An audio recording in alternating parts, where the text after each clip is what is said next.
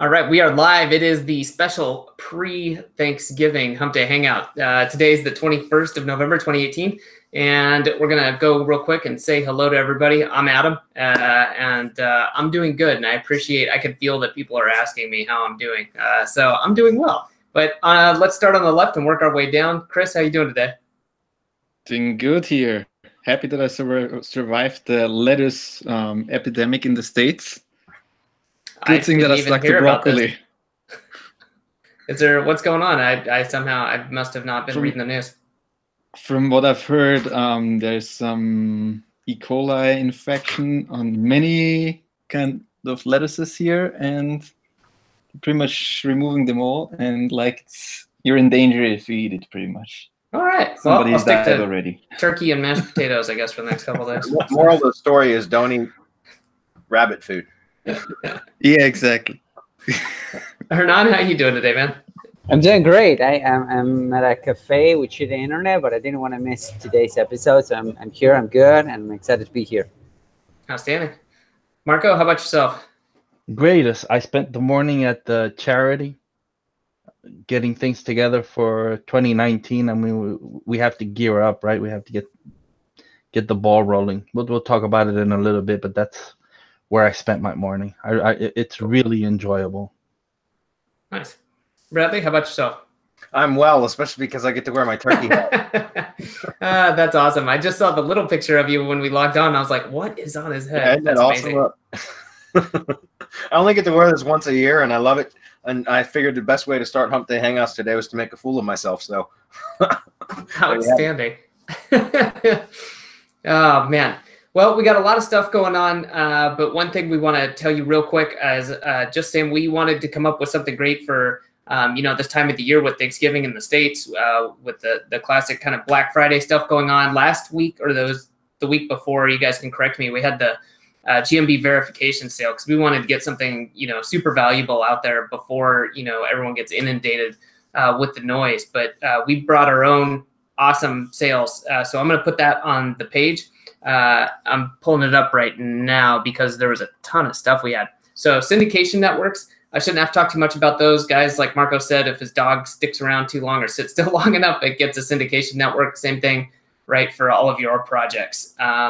We got the RYS stacks as well, press releases, and then a really special deal on Local Lease Pro. Okay, so for those of you who don't know, with Local Lease Pro, that launched with the Side Hustle Toolbox. If you missed out on that opportunity, it was a hell of a deal. But we got a half off deal going on over the weekend here. And then along with the syndication networks, the RYS stacks, they're all half off. And then the press releases is a 30% off, which is super awesome. And that's all done for you, press releases. It's written for you. It's all taken care of.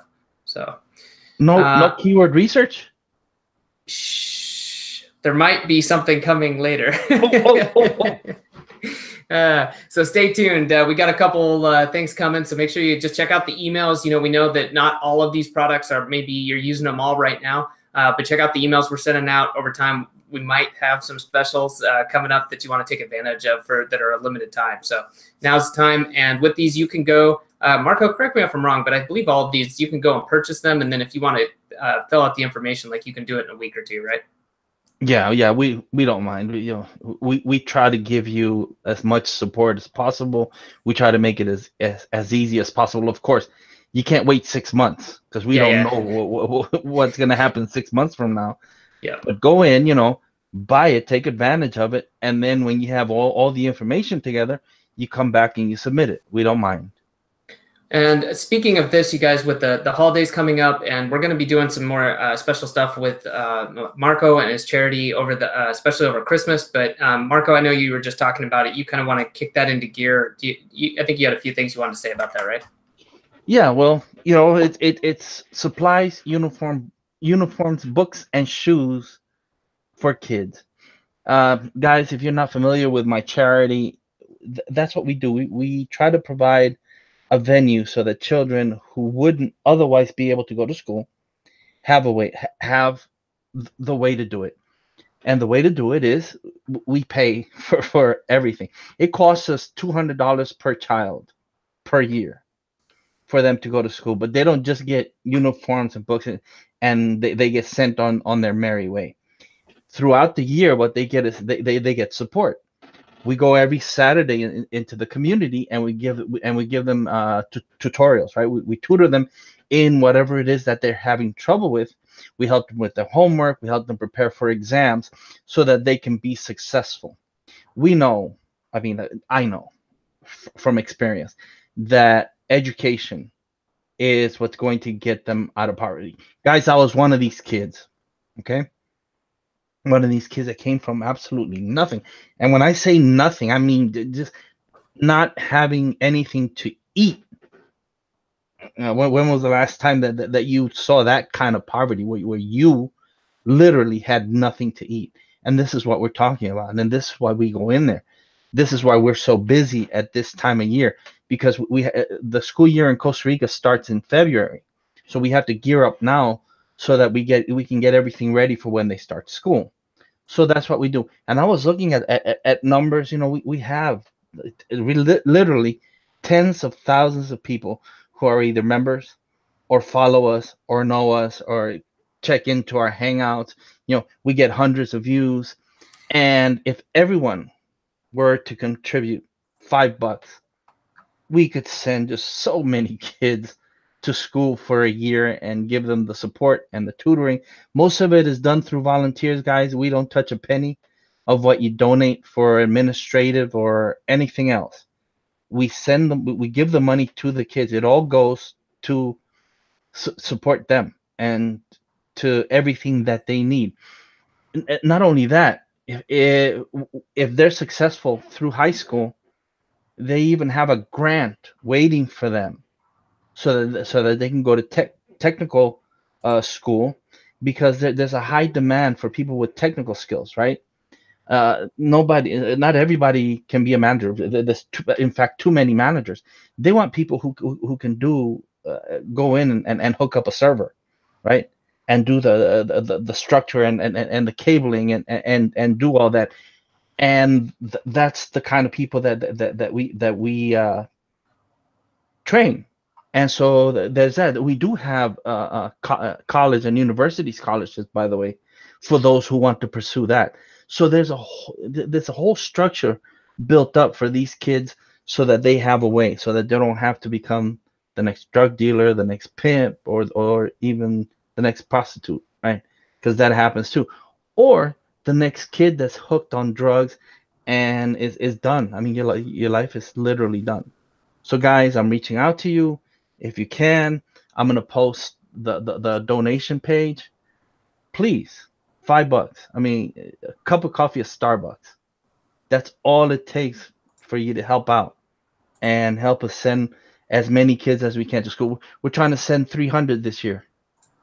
So that's a whole lot of money at 200 per, right? That's awesome, though. Please. That's a lot of kids. Yeah. Cool. All right. Well, like you said, Marco's going to put it on the page. If you guys have any questions about it, feel free to reach out. Of course, we want to get the ball rolling on that, so we can hit the target, like Marco said. So, if you're just joining us, first of all, thanks for watching. Obviously, we are Semantic Mastery, and we want to point you in the right direction. You're in the right place already. If you're watching and you got questions, whether it's general digital marketing, it's SEO, it's about our done-for-you services, it's about building a team, whatever it is. Let us know, and on this page, and it's updated every week, you can always go to semanticmastery.com/HD questions. If we can't answer it, we'll certainly point you in the right direction. If you're wondering where to get started with us, it's the battle plan. You can go to battleplan.semanticmastery, and that is the recommended starting place. We tell everyone to go, even people who are joining the mastermind. But speaking of, if you're looking to take things up a few notches, you want to either start your own agency, you want to grow, you want to expand, then that's the place you want to be, is in the mastermind. And I think, speaking of, Bradley, do you want to share a little bit of what's been going on there? I think we got some stuff coming up too, right? Yeah, well, if you can take me seriously while I'm wearing my hat. Yeah, we just had another mastermind webinar last week, and we covered pretty far in depth or in detail, in much detail, about the new, some of the things that I've been learning as I'm scaling out the GMB asset building, lead gen asset building campaign. And so, doing it at scale, you start identifying things that you wouldn't see if you were just building them, one at a time or a couple at a time. And for example, like GMB manager accounts, there are some footprint issues, potential footprint issues if you connect all of your GMB assets to one manager account. And I found that out kind of a hard way, but I talked a lot about that and kind of how we're mitigating that risk now, reducing our overall exposure. We also talked about, some of the new changes as far as, and also kind of strategy for how to group and manage multiple GMB assets, which is going to be, it becomes more difficult, obviously, the more you scale the business. And, our target goal for the POFU Live attendees, which was to reach 50 GMB assets fully optimized and ready to be monetized by the end of 12 weeks or 90 days. And we're in week 3 now. So we've still got a lot of time to go. But what's interesting is at the end of that 12-week period, all of the knowledge and everything that we've learned, not just from what I'm developing, but from what the other members are. And I think there's about 9 or 10 other members in the group that are also building, and several of them are sharing stuff. Like Grant is one of our members, and he's been just adding a lot of value to the group because he's been adding additional information about how to streamline some of the research process.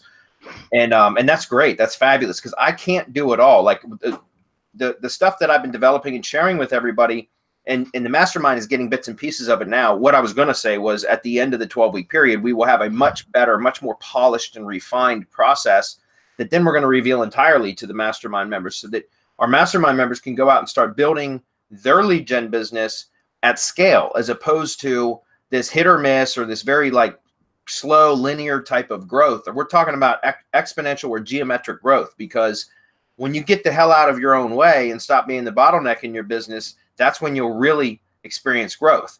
And that's what this is all about, is about scaling it and putting people in place and training them to do the entire build out for you, even the research part of it, really.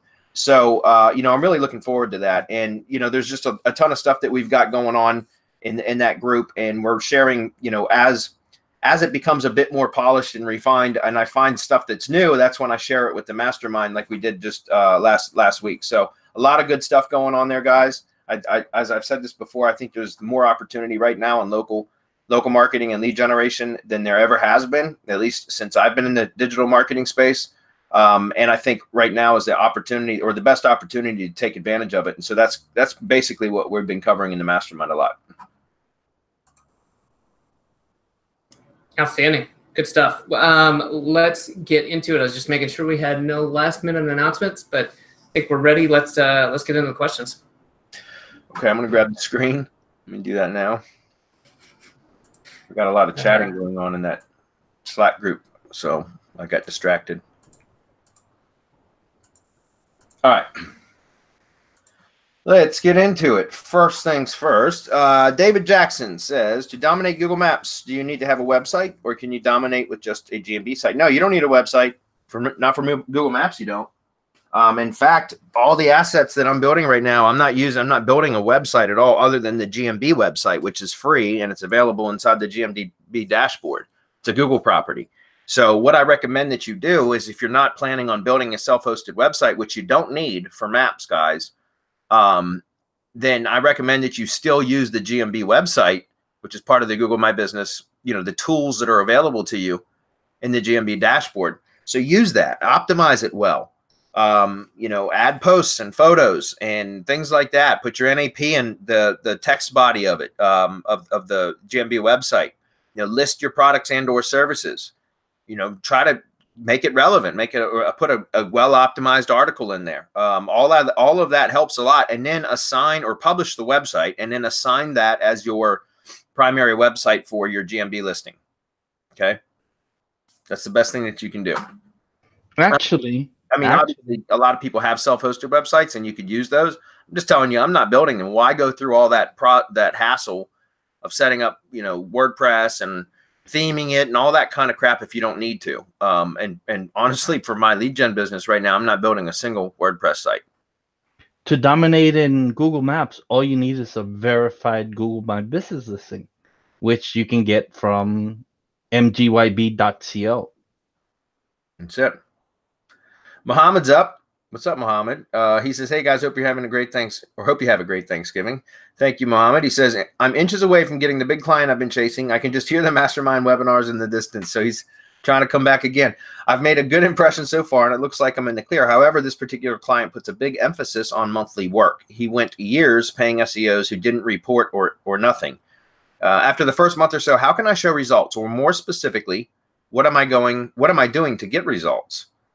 Okay, I know GMB posts are one thing and a blog a week. Are rank trackers even useful anymore? What else is there that would make sense to him? A press release a month is another one. The previous people sent an analytics report every month, keeping him in the dark, and now he's open again, mostly because I educated him. But in return, he wants to be able to see progress and why I do what I do." That's a great question, Mohammed. Okay, so what I would recommend that you do, rank trackers, no, I don't think they're valid anymore. I mean, they can give you an indication, depending on the rank tracker, right? The whole mobile first algorithm thing really threw rank trackers off. So I don't think they're all that valuable anymore. I still do use them for some keywords, but it's more or less just to get an idea of what the kind of where the sites or the pages for the keywords that I'm looking at or I'm trying to optimize for are tracking. I don't expect them to be real accurate. Okay. So again, I still do use rank trackers, but I don't send those reports anymore as the primary, metric for showing progress or lack of progress or whatever, showing the status of a marketing campaign, right? I don't use rank trackers as the primary metric anymore. It might still be included, but again, what I'm stressing now is analytics and Search Console and GMB Insights. Those are the three things that I stress. And the reason why is because, like, for example, in GMB Insights, if you're adding content, you're publishing regularly, you should see month over month an increase in overall impressions as well as overall actions or engagements, right? And even on months where the actions and engagements haven't increased, you should still see overall impression and a rise in impressions if what you're doing is helping. Now, obviously, you can reach a certain level where you're pretty much maxed out, or you're not going to see much growth. In other words, if you start optimizing, and I'm talking about specifically just GMB Insights right now. I'll talk about Search Console here in just a moment. But with GMB Insights, I've noticed that if you're starting out with a new listing or you're optimizing a previously poorly optimized listing, that you should see significant increase in metrics or impressions and or engagements and actions during the first few months or a couple months or whatever, the first few months of actually optimizing that profile. Again, whether it was a new profile or an older profile that just wasn't optimized or very active, right? When you start adding engagement and activity, you'll see a significant increase in impressions and in, ultimately, you should see an increase in engagements as well, right? Actions and engagements. But then eventually what happens is, even if you continue to improve and stay active, what I've seen over time now is that a lot of listings or businesses, clients that I have, they'll stop seeing like massive growth on a month-to-month basis, because you kind of reach a level where it's almost diminishing returns, but you'll continue to see the engagement staying consistent, and then they'll vary plus or minus a certain percentage every month, just depending on the month, and also depending on what product or service it is that they're some stuff seasonal and all that kind of stuff. So that's Insights. That's one metric one report that I use to show. And one thing you can do, Mohammed, is just take a screenshot like at the start of the campaign of the GMB Insights, and then mark your calendar to remind you, like set a calendar reminder in Google Calendar or whatever, to remind you every 30 days to go in and take another screenshot of GMB Insights and save all of those files into a folder, so that then you can put them side by side and say month 1, month 2, and then on month 3, you can even add month 3 to it, or you could just go month 2 to month 3, or you could have month 1, month 2, month 3. You see what I'm saying? You could put the screenshots together side by side to make like one image, and you can show the growth of the metrics, like impressions, number of calls, number of clicks to website, number of driving directions, if that's, if it's a point of sale business. So those are all things you can do. And the same thing goes for Google Search Console. Search Console, especially the new dashboard, like the new. Hey, Bradley. Go ahead. Before you move to Search Console, let me just finish up on the GMB Insights, because what you could do is you make this activity based, right? You're going to see that the insights shoot up, and then they might level off. Right. What you have to make the client understand is it's your work that's doing this. It's your posts, it's your images, it's your videos, it's your optimization, it's all of the activity that's taking place in the GMB that's making this happen. And you also have to make it clear that if this stops, in order to maintain, well, once you reach that whatever saturation level is, in order to maintain it, in order to keep that coming, you have to keep posting. You have to keep up the activity, because we've seen it time and again that if you stop the activity, then all of a sudden everything just goes dead in the water, man. You'll see this a drop. It's incredible the way that the activity just simply drops. Yeah. And it becomes almost nothing. And so you have to warn the client. I mean, if you were in the mastermind, I'd be more than happy to share screenshots that you could share with your client of what happens if you stop. Yeah. All right. So that's one of the things that you could really focus on, that because it's activity driven. It's something that you have to do time after time after time. It's repetitive, and the report is basically always going to be the same. I posted, I added images, I optimized, I added new keyword targets, and then that ties into what Bradley's going to go into, which is analytics and Search Console, which is directly affected by your activity in Google My Business. So let me just turn it over to you, Bradley. Yeah. And so Search Console, the same thing with especially in the new dashboard or the new interface. The first thing you see is when you click into the search analytics portion is you're going to see impressions and then clicks, right? So same thing. Take a screenshot of when you start the project, and then it's just like you did with GMB Insights, right? So you do this all the same day, whatever. Then 30 days later, you can take another screenshot, and what you should see is the impressions significantly go up, because if you're content marketing from their, so essentially blogging from their website, you'll start seeing the impressions will continue to climb up and up and up. And it's because the site will start being discovered or being given impressions by Google for additional keywords. Right? If you're blogging and you're content marketing from the site, because that's what Search Console is connected to, right? The money site, the self-hosted site, and you're blogging, what will happen is you'll see that as you're content marketing, you'll see month over month, the impression level continue to increase, going up. And that's because you'll start getting more impressions for more keywords. Now, something to keep in mind, though, is if you click the box to show the average rank value or, rank position, average position, as your impressions rise, you should actually see your average rank position, for the most part, a lot of the times get worse. And the reason why is because although your site is being discovered and Google is showing it for more keywords, a lot of the keywords that are giving the site impressions now aren't necessarily optimized well. Like there's not necessarily pages optimized well for that particular keyword that Google's giving an impression. So when it records where the position was, it's likely going to be a much lower position. The only reason why I'm telling you that is because I know that I've had clients ask me when because I send Search Console reports every month. That's part of my client reporting process. And I've had clients say, well, I can see the impressions going up. And I've explained that means your site is being discovered for more and more keywords. But they've said, but I see the average rank position is going down, like it's getting worse. Why is that? And I've had to explain that. And that's because, and so I just kind of wanted to point that out to you, because it's likely a question you're going to get. I've had that question come up multiple times. And so you just explain that. But the idea is with Search Console, especially, you can find really good keyword opportunities there for stuff. Sometimes you'll find new keywords that you hadn't even been targeting before, or you'll find opportunities just by looking at what the average position is for keywords that would be good keywords for conversions for your client. Those would be keywords that now you can start optimizing for, right? And it'll show you right in Search Console where, like which pages or which keywords and what the position was that it ranked. And so you can identify opportunities there to go in and optimize, right? So again, those are just two. And analytics is the same thing. Analytics, you just take screenshot every month, and you can show month to month, like the overall, increase in traffic. You can also show, for example, like more traffic coming from social media if you're doing content amplification.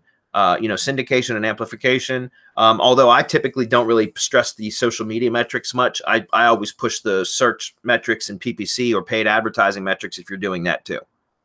Okay. So again, those three things are primarily the most, I still send a rank report. I use Bright Local as my rank reporting for all my local clients. And I still send that, but I've made it very aware, or my clients very aware as to why I don't rely on those anymore. And those really aren't the best KPIs or key performance indicators anymore as the rank trackers. Okay. But that was a great question, Mohammed. I think that was, if we were going to be giving away stuff for winning best question, I think that was a great question. Greg's up. He says, do you have experience with Marketer Center press release distribution service? It's only $30. Or know if it has any sites that do not purchase. I do not know, Greg. Honestly, I'm sorry. I don't know. It's only $30. I would just suggest going and trying it. I can't speak about it. I don't know. Marketer Center also has a social shotgun service that sends social signals from Facebook, Google+, Twitter, plus 10 others. Would that be good to send to a PR or money site? Thanks. Happy Thanksgiving, guys. Yes, happy Thanksgiving to you as well, Greg. As far as social signals, I think they're useless. I'm not saying anything about Marketer Center. I know it's a good service. Andrew is his name. He's a good dude. I know that. So there's nothing wrong with that. I'm just saying I don't think social signals, spammed social signals guys are worth a shit, to be honest with you. I've tested that in the past years ago, many years ago now, like 3 or 4 years ago. And I never saw any increase. I mean, I did extensive testing over about 12 weeks with different social signal services. And the ones that the only time I ever saw a measurable improvement from social signals when it came to SEO was when they were tiered social signals. In other words, there was one service that did that well, and that was actually Dan Anton's service. I don't even know if he still has it. But if you have tiered social signals, in other words, if, like, for example, you have a blog post, right? And let's say that you got, 3 Facebook shares from there. Like likes is typically not worth a shit for SEO, but the Facebook shares can actually help with SEO. But if they're, random accounts that just don't have a lot of friends and things like that, then, and it gets a share, Google understands that share is basically a spam share. It's just it's a spam share because that profile doesn't have any connections. It's not a real profile. Who on Facebook shares a shit ton of content and doesn't have any friends, right? Just spammers and SEOers, right? So, it's useless. Now, if they're second tiers, in other words, if the first tier share then gets liked a whole lot and engaged with, if there's engagement on that share. So in other words, the profile that shared the content, the link to your blog post, if now that person's or that profile, that persona's Facebook share gets engagement by by way of likes and comments and additional shares, then I saw measurable movement in SEO. But that's the only time. So in other words, if you have social shares social signals alone were useless. Social shares were useless.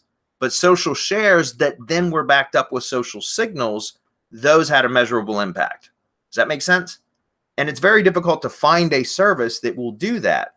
Most services will just signal your content or the URL that you tell them to signal. What I mean by signal is +1ing it, liking it, that kind of stuff. A share would be a share or a retweet or grabbing the link and posting it somewhere else. But even shares alone were basically useless because most of the profiles that they were shared to were spam profiles, and it was clear, right? So it was only when there was engagement on the shares that it would actually make any, anything that it could be identified as movement. That's a good question, but I would recommend just, unless Social Shotgun Service does 2 tiers, which I don't know because I don't know about what's included with the service. But unless it does 2 tiers, I would say it's probably not going to help. Okay. Does anybody want to comment on that? No. Okay. Moving on. Dan's up. Dan's got a slew of questions here, but I saw some of these earlier, and some of these should be directed to SERPspace and not us. But let's go through this. Dan says, I'm using your RSS feed plugin to get full text feeds or for syndication networks, and I'm using the Avada theme The feed shows the Avada builder shortcode at the beginning and the end of the post. Yeah, I've seen that with some. Does the same thing with Thrive themes too, by the way. If you're using the page builder from Thrive themes when you're creating blog posts, it'll do the same thing. It'll syndicate the little piece of code at the top and the bottom of the post, and it's kind of ugly, but it is what it is. Any insights on how to fix that? No, honestly, I don't know, Dan. Other than just using the standard, the native WordPress, editor, I don't know how to stop that, honestly. But you could always contact Avada and ask them. There might be something that they can do. It's their theme, right? So I don't know what to say about that. So that's what me neither. Like the reality is that people are using it left and right with different themes and and it might conflict with some themes and some plugins. So that's something that you need to have in mind, and just contact Avada and see what they say. Well, but what I'm saying is with the Thrive themes, I've seen it do that even with with not using our RSS plugin, but using the Yoast attribution, or the RSS attribution part. Even using that, it would still do it. So yeah, it's the theme itself that's injecting it. It's not the plugin. Okay. He says, I found this video from 2015 as a shortcode exclusion feature. And for some reason it didn't post the URL, the full URL. Anyways, the version of this plugin I have doesn't have several of the features you talked about in this video. Is it possible to send a link to the latest version of the RSS plugin? It's probably, Dan, I don't know this to be true because I can't see what video that is. But there's a lot of additional features in the plugin that's available to the mastermind members. The free version doesn't have a lot of those other features. So I'm assuming that's probably what you're talking about. You're probably, again, I can't see which video you're talking about. But if it was showing the features of the RSS plugin for mastermind members, which is the premium version, it's free to mastermind members, but you can't buy it outside of the mastermind is what I'm saying. Then I'm sorry, we can't give it to you. You got to join the mastermind. But other than that, like I said, I would just contact the theme developers and find out if there's something that you can do. Okay. Next one, related to syndication networks. I realize this is all automated, but I have a lot of sites that don't pull in the feeds very cleanly. A lot of jumbled mess on most. Is this part of it, or are there ways to improve the looks of it? No, it's very difficult. That's part of the reason why I don't like to use multi-tiered networks for blog syndication, because you do have to find related content feeds to minimize your footprint, right? You cannot eliminate your footprint with blog syndication. Look, there is no footprint. Well, there is a footprint when you're syndicating to your own branded network, but it's an okay footprint. It's perfectly acceptable, right? It's actually expected, because most companies, when they publish content, they republish it on all of their branded properties, right? They link to it, they share it, so it's absolutely normal to do that. What's not normal is when you have secondary, second tier and even third tier networks, or even other first tier networks that are also resyndicating the content, because that's unnatural and that's clearly being done to manipulate search positioning, right? And that leaves a footprint, and Google doesn't like that. It's fine to do that with YouTube, guys, but it's not fine to do that with your blog. So there is a way to minimize to reduce your footprint. And that's by injecting related content feeds into the other syndication networks, primarily the second and third tier. I don't recommend having other first tier networks anyways. So my point is, that's part of the reason I don't like using them. One, it's complicated to set up. Two, a lot of things can break down because you're relying on RSS feeds from outside or third-party sources and you don't have any control over maintaining those feeds or the formatting of those feeds, right? You have very little control over that. There are some tools out there that can help you to format them better and splice feeds together, like RSS Masher, which is by Damon Nelson. That's a good tool for prettying up feeds and splicing feeds and all that kind of stuff. But again, like I said, I don't recommend it because it's a pain in the ass. And using third-party feeds, guys, there's a lot of things that can occur. You don't have any control over the formatting. You don't have any control over the frequency that they publish, right? You don't have any control over the content that they publish. You are just assuming that everything that they're going to be publishing is going to be relevant. So unless you're using a feed splicing tool or application, kind of like RSS Masher, where you can set filters, you can set some of the formatting options and things like that, you really are limited. Okay. So but at least if you're just syndicating to your own branded network, right? You have control over that because you're syndicating from your blog that you have control over the formatting, the styling, and all of that, right? And so you can control that, but or at least some level of control. But when you're using third-party feeds from other sites for adding additional content, it's not, there's not much you can do about it. Okay. All right, another one. He says, I ordered a network management package. Okay, for network management, and you must when you're talking about network management, you must be talking about SerpSpace, Dan. You're going to have to contact SerpSpace support.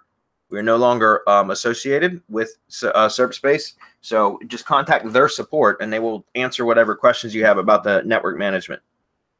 Okay. I'm sure they didn't direct you to Hump Day Hangouts for that, but if they just go contact them and ask them, they'll be able to square that away. Sorry, guys, tried asking support for all these questions. They said, for syndication networks, what is the point of posting to these? Are these profile links indexed or indexable? Yep.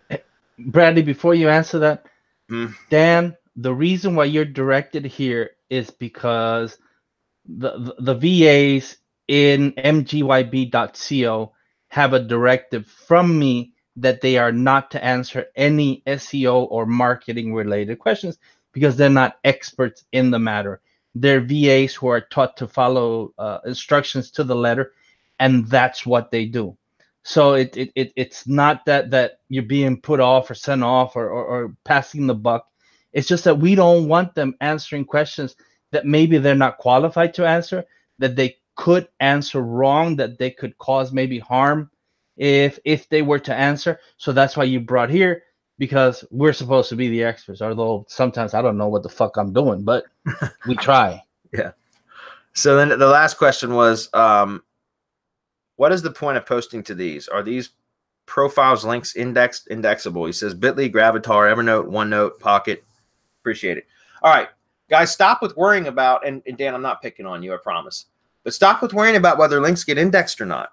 Who cares, guys? Look, I'm telling you, Google can recognize links, whether it decides to index them or not. Trust me, Google's crawling those links, okay? And as long as the link is there, your the target URL, what it's linked to, is going to pull some authority from that site.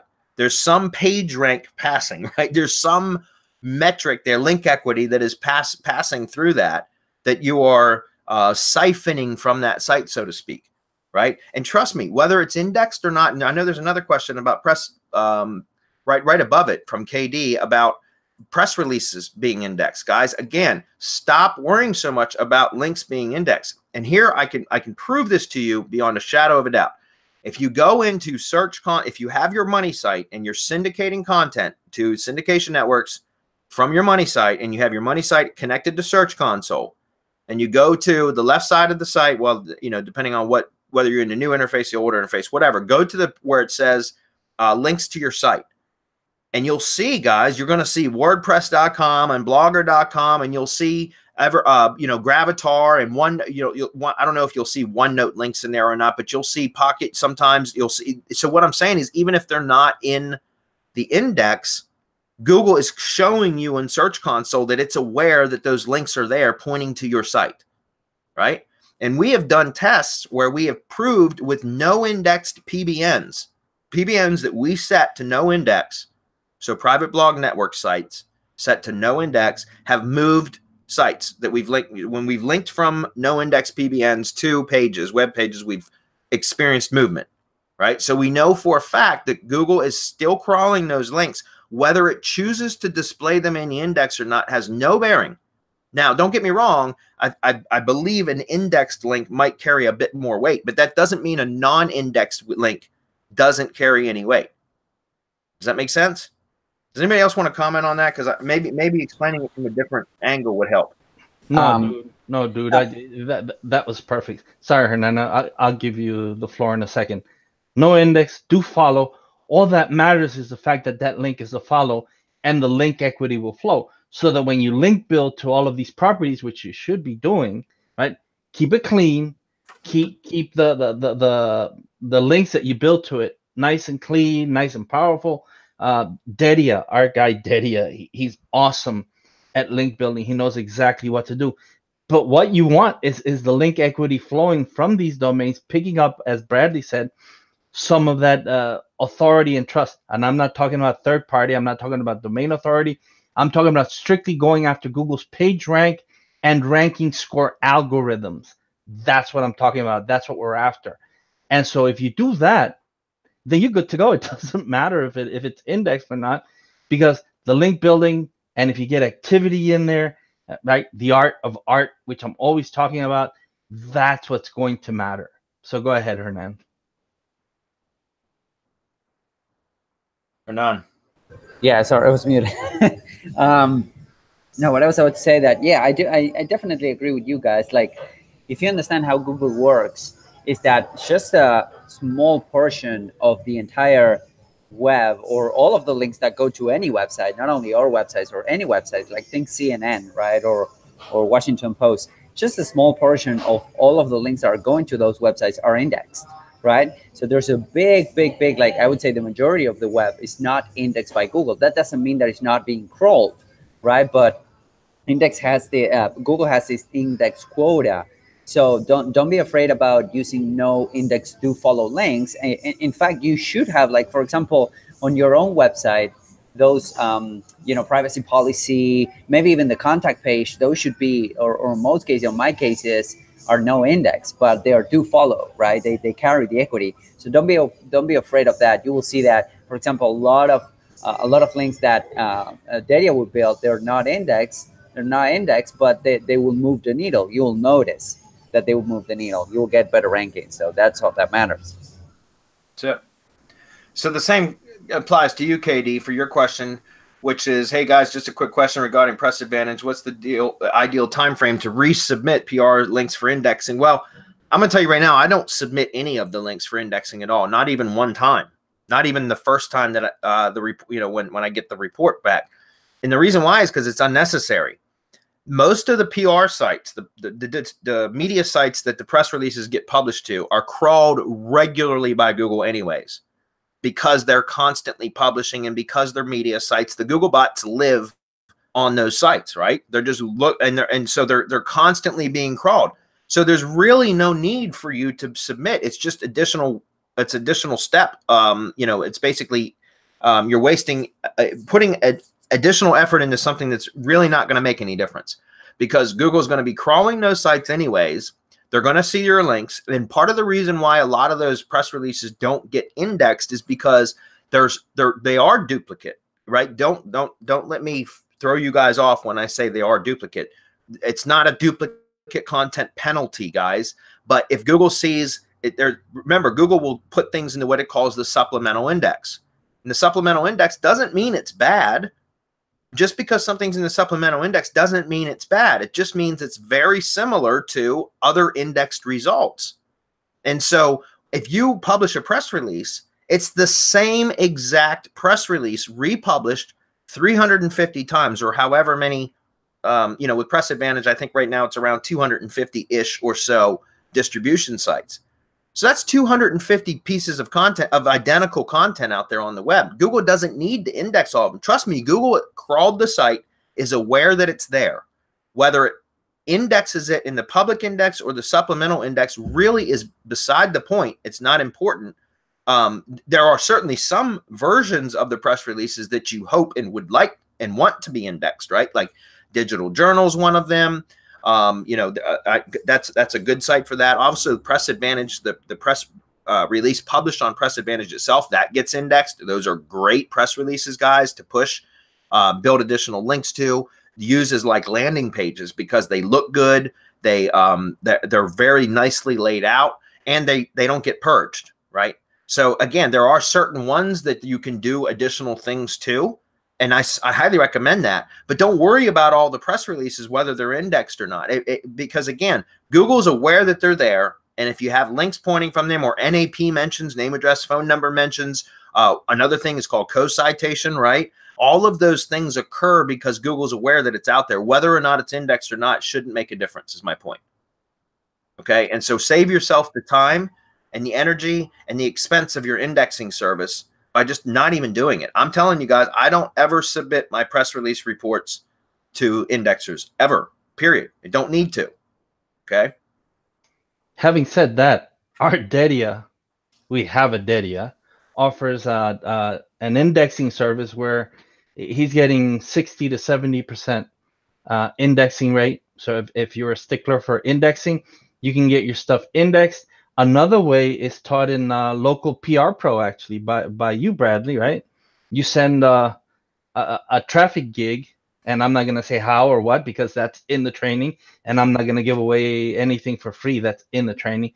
But there's a way that you can get traffic into your PRs and into your URLs that makes them all that much more effective, because that's when Google really starts paying attention. Remember, the art of art is getting activity, relevance, trust, and authority into your link streams, and it's just there's just so much power when that happens. Again, that's in Local PR Pro. Yeah, the only thing I would say about that is that sending traffic to a PR is kind of a tactic to get a specific PR to stick in the search results. It's not something that I would typically use for indexing multiple published PRs. In other words, because each PR has its own URL. Something you might want to try, I've never tested this, but you could take the CSV report, right, that has all of the, or a PDF, whatever, that has all the links to your published press releases, and submit that to a traffic gig in Fiverr, as like as a Google Doc URL, like a public Google Doc URL. I don't know if that would do anything or not, but if you're sending 5,000 visitors to a Google Doc URL or a Google spreadsheet URL that has all of your press release links on it, that might help them to index. I don't know that. Again, that's just something that just popped in my mind now. It might even be worth testing. In fact, some traffic gigs to some RYS stuff might be worth testing. Yeah, Marco. And I'm not saying that they'll index or that they'll stay indexed. What I'm saying is that the activity at that tier, whether it's 2 or 3, will bring it in closer, and then that helps push into the algorithm, right? Push all of the goodness that we're looking for into the algorithm, which is activity, relevance, trust, and authority, because what we're looking to push is the target URL. We're not looking to get anything going really into these press release URLs, these link building URLs, whatever. But just the fact that you're getting activity in there is what activates everything. There you go. All right, so Will's up. Will, hey, I'm going to actually do a demonstration for this, Will, because I understand that the way, apparently, if you're in the new dashboard of YouTube, like their ability to select the playlist embed code it's not the same as it used to be. It looks like things have changed because of YouTube, but it's a very simple fix.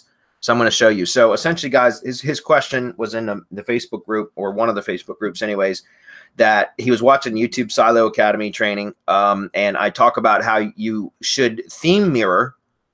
If you've got a siloed website, you should theme mirror your YouTube channel for that brand, or that same, company, that same brand, whatever. So in other words, if you have a website and it's siloed, you can create, and you're using videos also, right? So you can silo your YouTube channel using playlists the same way that you would silo that you siloed your website, right? So you have the top video would be your top level keyword, and then you would have all your supporting keywords as the prime keyword, or the title of the video supporting that, and you would put them in a playlist, all linking up to the top video, right? And if you've got YouTube Silo Academy, there's several different silo structures that you can apply. A mono silo.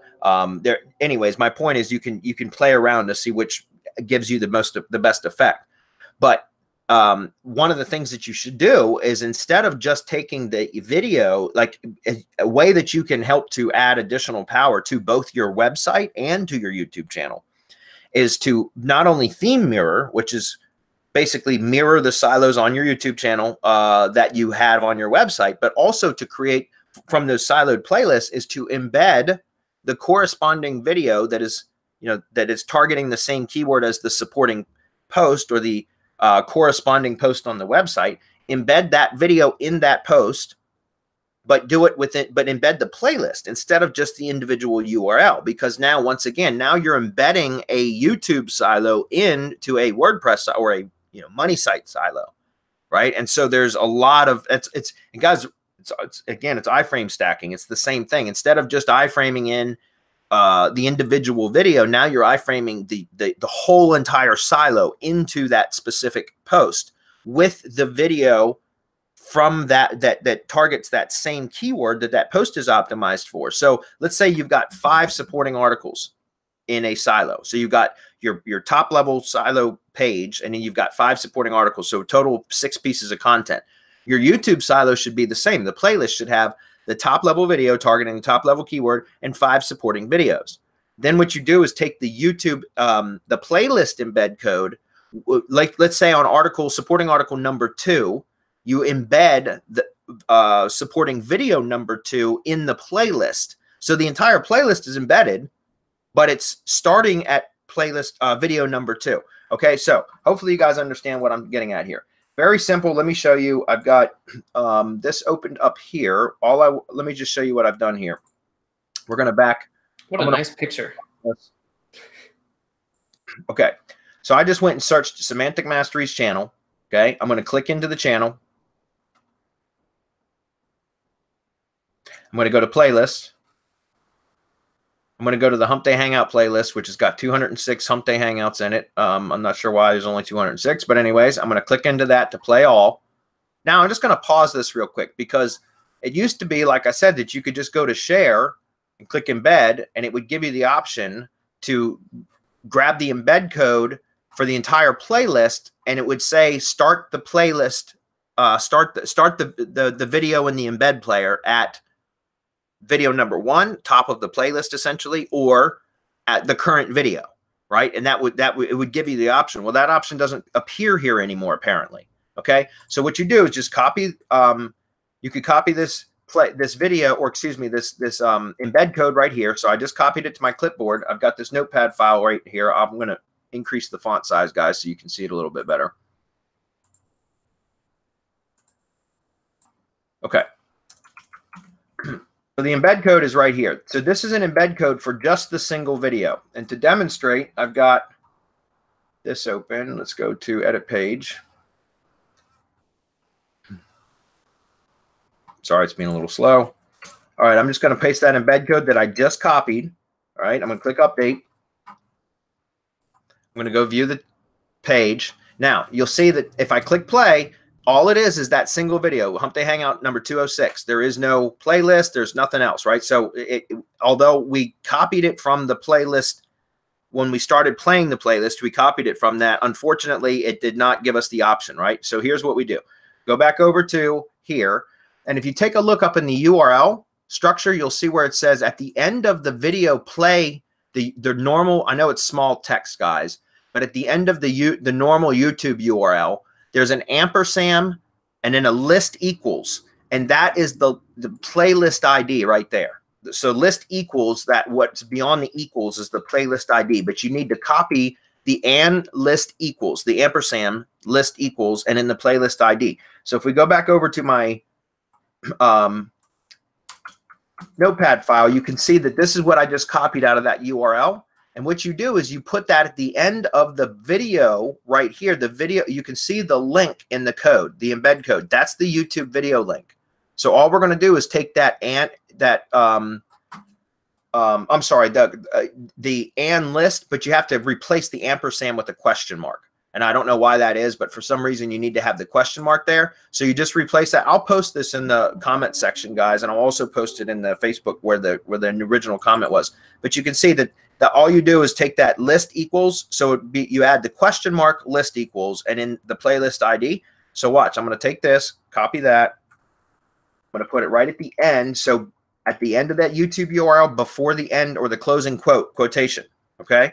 I'm just going to paste that in. Now I'm going to copy this code again. Go back to my page. Replace the code. Click update. And now when I refresh this page, you see over here, guys, right there is my playlist. Right there. You see that? It just changed that entire embed code now to the full playlist embed code. Right? And you can see that I've got, if I close this down, which video did this play? Curious. Hello and welcome to episode. Hey, it's Adam. Of Hump Day Hangouts. Hold on a minute. I want to see. I can't see what the fucking title is, so pardon me for a minute. Let me check it out. Adam Moody with Semantic Mastery, and we are going to. Okay, so that was 210. So if we want to, we could come back over here and let's say we wanted to go to 199. All we would do is switch out the YouTube watch part of it, right? So same thing. I could just grab the share, go to embed, copy the code, go back over here, paste it in, and then grab that question mark list equals ID. I'm going to copy that and put that right at the end of the URL in the embed. Click update, and if we come back at what video was that? I think that was 207. No, 199. So if we go back and refresh this page, it should be at 199. And let's just find out. Split testing landing pages or 199. See that? So that's how you do it. Again, it just took me a minute to figure it out under the new interface, or you know, essentially they got rid of that option, but it's real simple.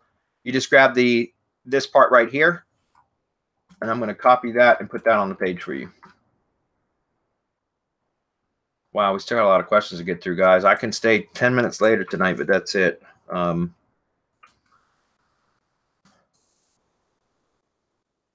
Coming up, Will. I'll tag you in the Facebook page, Will, but this is the YouTube silo embed.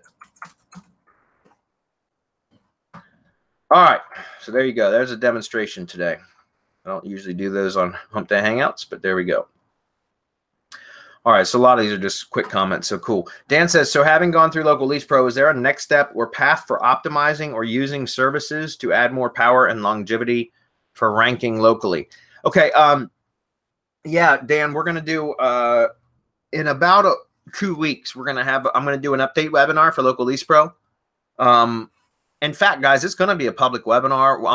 I'm going to do the update webinar publicly. We're going to talk about a lot that I've discovered since we launched it, because we're building GMB assets at scale. Like I said, you know, like we're building dozens of them now, dozens and dozens of them. So I've discovered a lot over the last month or so since we launched the product. So yeah, I'm going to be doing an update webinar in about 2 weeks. One of the things that we could, but as a quick answer, Local GMB Pro, if it, you know, that's the advanced, that's the upgrade. And essentially Local Lease Pro is how to get started and how to start setting up assets and very basic optimization that tends to get results if you're doing your location research correctly, which that's one of the big updates, by the way, that I'm going to be covering in the update webinar in about 2 weeks, is going to be location research. I've completely kind of refined that process now, and it's opened up a hell of a lot more opportunity, guys. So I'm going to be revealing that on that webinar.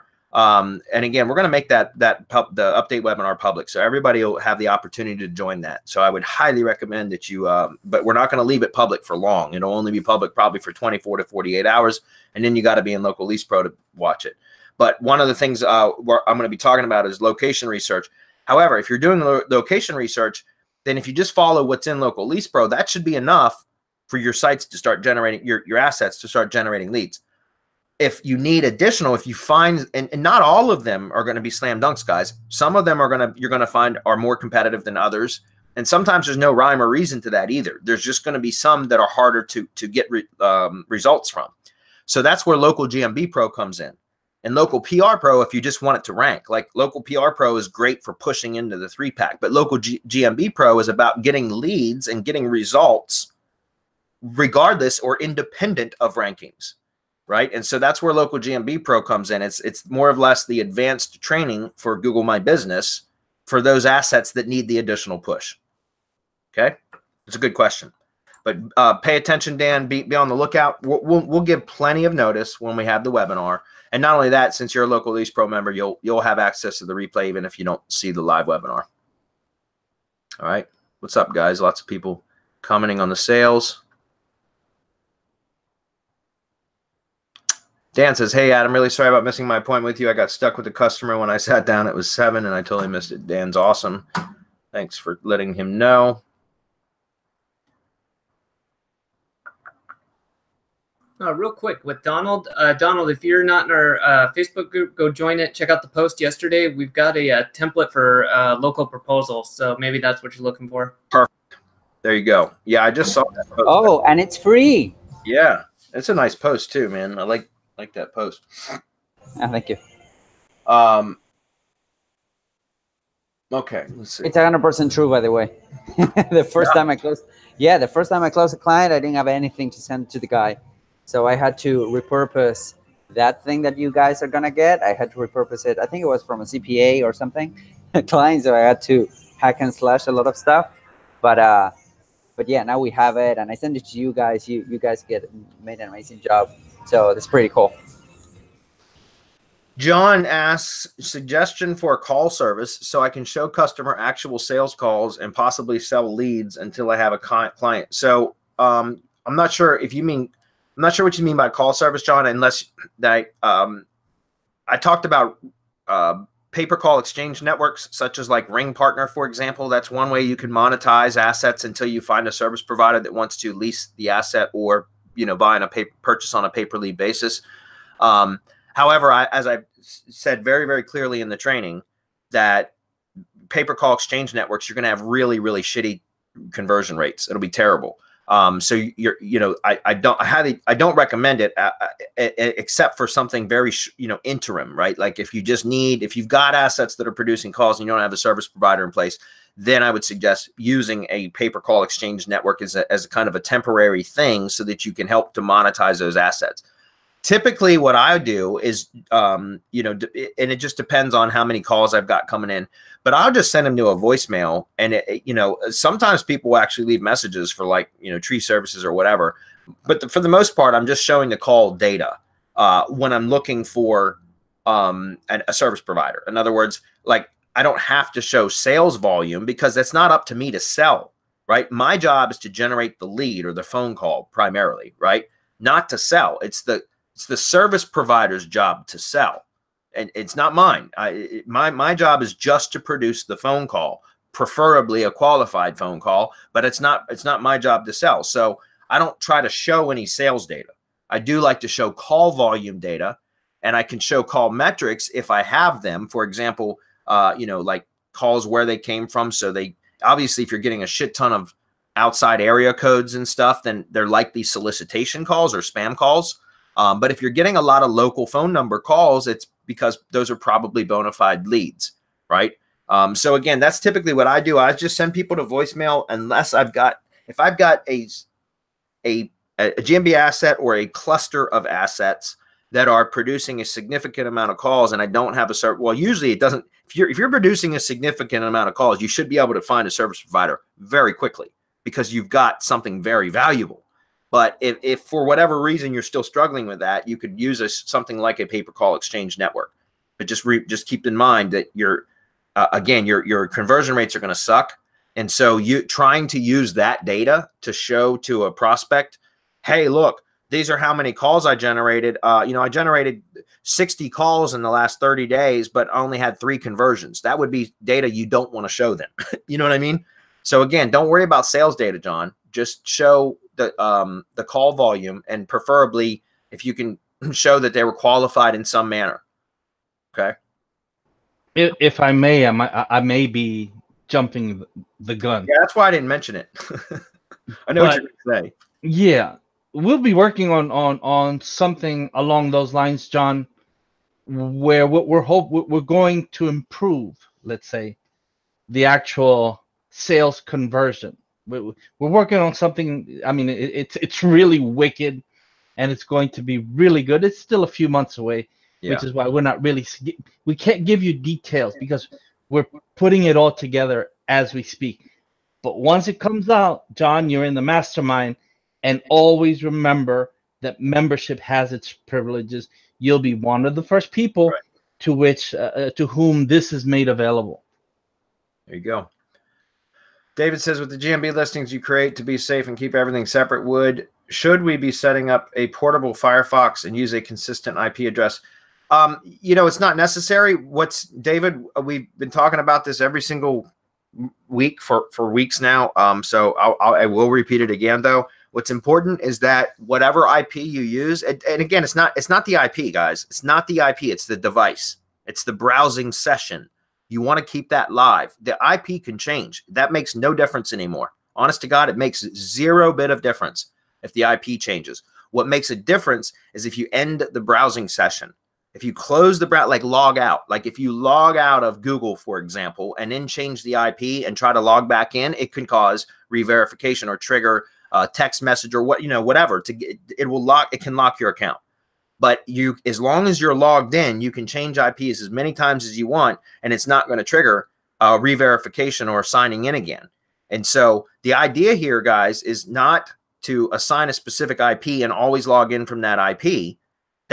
Because what you're doing there is you're just logging into the same IP, but you're always ending the browsing session. What's important is to keep the browsing session live or intact, right? Open all the time, which is how that's how real people engage, guys. Do any of you on your home computer that aren't, when you're not doing SEO stuff, do you ever log out, clear cookies and log back in and all that? I mean, no, you don't, because you only do that if you're spamming and you're doing SEO work.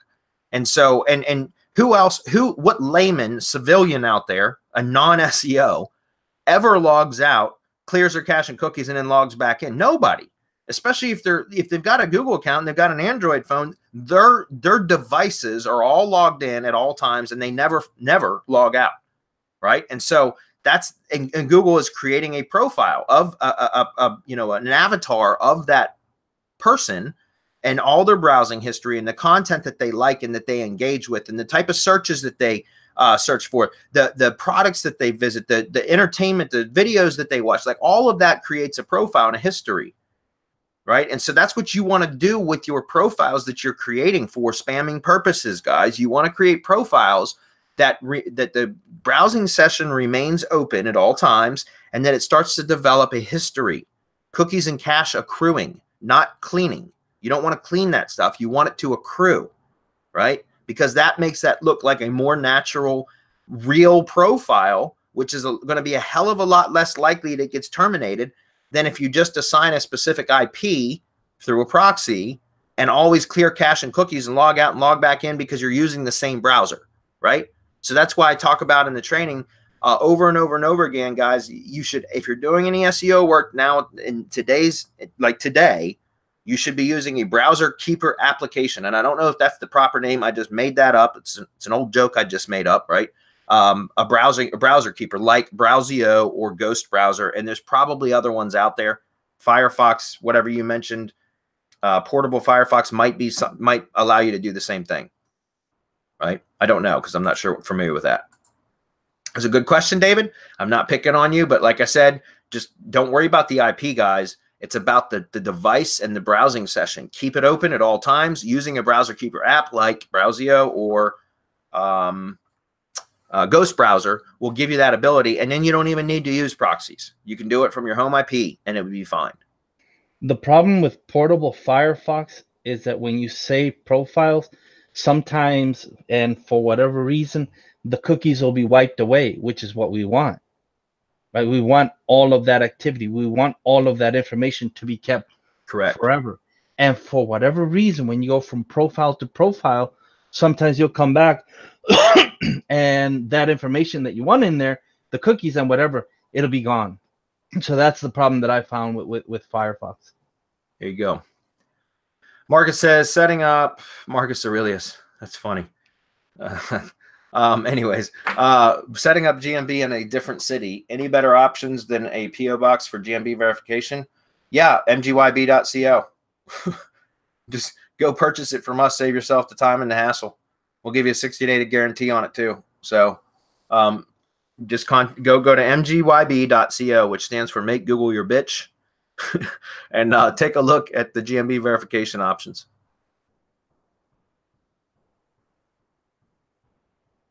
Do you have an approximate date for when GMB Posting will be live on the MGYB store? Good question, Marco. I'm not sure what he means by posting. The GMB Posting done for you posts. Oh, the done for you service. Yeah. It's almost available as we speak. I know we've been saying that for a while, but I was just talking to Caesar. I met with him today, and that's one of the things that we discussed. And we just have to set it up. I mean, we're changing. We're changing the framework that we're using so that all of the things that you can add to it, because there's just so much. We want it to be really simple. We don't want you to purchase one thing and then have to come back and purchase another. It just becomes onerous and cumbersome, and we want to eliminate that. That's awesome, Will. Yeah, dude, no problem, man. When you said that you couldn't figure it out, I went back and looked at those embed codes, and all I did was just take a look at the actual code.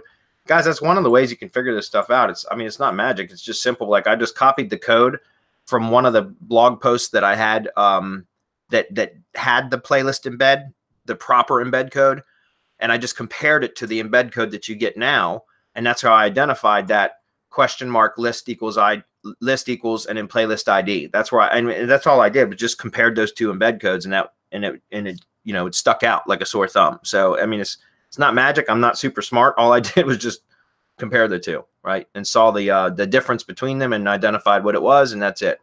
Problem solved. Okay. Ray says, I've got a 4-year client whose rankings are slipping after a site rebuild. It is not a local business. It's international. I don't want it all to tank from software footprints that Google doesn't like. Well, Ray, first of all, yeah, when you do like a major structural change on a website, you're going to see dancing. I with the very limited information you gave me in the question, I'm not going to assume that you haven't waited past the normal Google dance time. I'm just going to assume that you've done all that. But just for everybody else's benefit, a lot of times when you change, or not a lot, pretty much all the time when you significantly change a site, like change the theme and structure, layout, those kind of things, it will dance. The site will dance, and that's normal. One of the worst things you can do is during the dancing period is to go in and start trying to change up a bunch of the SEO components of the site, because that can really trigger, like, it can essentially sandbox your site, because it's almost like a mouse trap, like a trap that Google sets. Now, again, I'm going to assume, Ray, that you waited out the dancing period.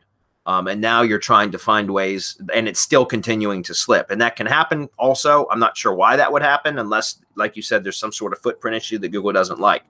Again, if it was the same type of content stuff, I don't know why that would happen. However, that said, is it okay to post to the site blog and use a plugin like Zamora SyndBuddy to auto post to Facebook, YouTube, Vimeo, and other 20 or so social platforms owned by the website business? Yes, as long as they're branded profiles, there's no problem with that whatsoever. I would highly recommend, you're syndicating content to your branded profiles. Now, you can have other profiles like share content and such, but I would essentially, share, but not, I wouldn't republish the whole post on other like third-party type or persona-based accounts. Branded accounts, yes. And persona-based accounts can mention and link to content, but I wouldn't republish the content. If that makes sense. I'm not familiar with how SyndBuddy works, but if it sounds very similar to what our IFTTT applets would do, or something like, any one of those other types of tools that are content syndication type tools. Snap, the social network auto poster plugin, is another one that does that, right? Which is a WordPress plugin. Same thing. Just select branded profiles to link or to republish content to. You can link to your content from third-party profiles, but don't republish to third-party profiles. Does that make sense? So, and by the way, yeah, I mean, if you want to use additional syndication stuff, you certainly can. A lot of that can be accomplished with IFTTT, but if you want to use a plugin, if it's quicker, faster, easier, whatever, sure, do it. Okay, Jim, just contact Deddy in one of our groups, and whatever group you're in, Facebook, or just post in the group, say I'm looking for an indexing service, and we'll make sure Deddy gets tagged on it. Okay, you can go just visit him direct. We don't have that service available in MGYB yet, but we're just directing people like direct to Deddy because he's awesome. And he'll hook you up. God, we're way over. Ray Bartholomew again. He says, if doing more than one client AdWords campaign, should I get some special status from AdWords? Yes, AdWords manager account. That's what you should set up. Absolutely. Set up just go search Google AdWords or Google Ads manager account. It's not AdWords anymore. Google Ads manager account, and then sign up for that. You're going to need a new Gmail account. It'll prompt you to. You don't sign up with an existing Gmail account. You got to create a new one.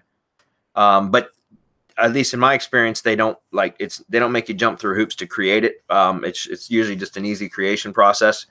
And then you'll log in you'll assign Google Ads accounts to the manager account so that you'll be able to access from the manager account.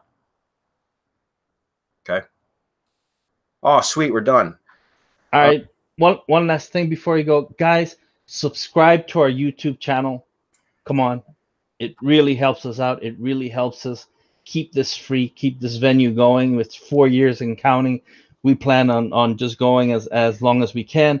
It helps us out when you guys go and subscribe to our channel, and the activity in our channel also helps us out. And please go and donate to the charity. It's Thanksgiving. It's a time to be grateful for everything that you have, that you've been given, for all of the blessings. But it's also time to look outward and see how much need there is, and to know that, you know, a simple $5, like I said, a cup of coffee can make a world of difference to a child. Yeah, and definitely, guys, you know, try to, if you can, even $5, like you said, $5. If everybody that came and watched something Hangouts donated $5, it can make a significant difference in a lot of children's lives. So definitely do it. So besides that, guys, everybody have a happy Thanksgiving. We appreciate you all hanging out with us, even though we went late again. So thanks, and we'll see everybody next week. Happy Thanksgiving. Happy Thanksgiving. Bye, everyone.